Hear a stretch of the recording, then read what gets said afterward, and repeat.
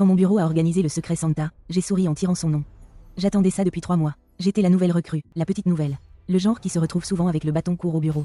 Puis il y a eu mon manager, Tate. Tate, pour le public, était le manager parfait. Politique de porte ouverte, celui qui demandait des nouvelles de votre famille et que tout le monde aimait. Derrière des portes closes, il avait un côté sombre. Il s'attribuait tout mon travail. Ça a commencé petit. Il m'a signé des recherches sur certains projets, puis les présentait lui-même. Ma première semaine dans l'entreprise, il m'a signé du travail verbalement, pas via le portail. Puis me mettait en garde quand je ratais des délais. Si je protestais, il impliquait les RH. Au bout d'un mois, j'ai commencé à voir des collègues partir.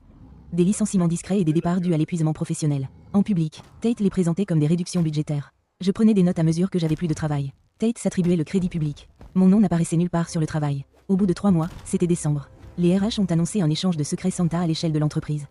Limite de $50, 5 jours de cadeaux, avec une fête pour le dernier échange de cadeaux le 5e jour. Ils encourageaient vivement la participation. Quand j'ai tiré un nom, il était là, en grosses lettres. Tate, j'ai pratiquement vibré de joie. Je me suis assuré de sécuriser mes preuves. Le premier jour, lundi, je lui ai offert une tasse, meilleur manager du monde. Tate a adoré. Quelqu'un va avoir une prime, a-t-il déclaré en publiant sur Instagram.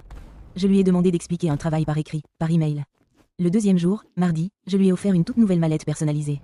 Elle portait ses initiales TS en relief. Il la portait comme si c'était un trésor national. Je lui ai demandé de remanier certaines de mes affectations. Il a répondu avec une liste de tâches priorisées. J'ai continué à rassembler des preuves. Le mercredi, le 3e jour, il y avait une photo encadrée de l'équipe avec la légende. Tu rassembles les gens. Tate a rayonné et l'a immédiatement accroché au mur. Ce jour-là, j'ai arrêté Tate pour lui remettre un message téléphonique qui disait « Quelqu'un sait tout ». Tate me regarde et je hausse les épaules. Ils ont appelé mon téléphone par accident. Ils ne l'avaient pas fait. C'était moi qui l'avais écrit. Un but, encore une fois, il a volé mon projet pendant la présentation. Le jeudi, le 4e jour, il y avait les écouteurs anti-bruit sophistiqués avec une note. Parfois, le silence peut être le bruit le plus fort dans son sac cadeau. Il a remercié publiquement son Père Noël secret pour le casque. Mais je voyais bien qu'il était inquiet. J'ai revérifié mon dossier et l'ai sécurisé avec un mot de passe. Vendredi arriva. Le travail fut effectivement arrêté, à la demande des RH. Ils avaient décoré la salle de conférence avec des images festives. On aurait dit que le rayon Noël de Walmart avait vomi dedans. Tate était anxieux toute la matinée. Il avait bafouillé pendant la réunion avec notre plus gros client et s'était caché dans son bureau. Quand il est arrivé à la fête, il était nerveux et interagissait à peine avec les gens. J'ai tendu à Tate un gros paquet emballé avec un sourire amical. « Ouvre-le, Tate ». Sa secrétaire a souri avec enthousiasme. Tate l'a ouvert pour révéler une boîte sur le thème des fêtes.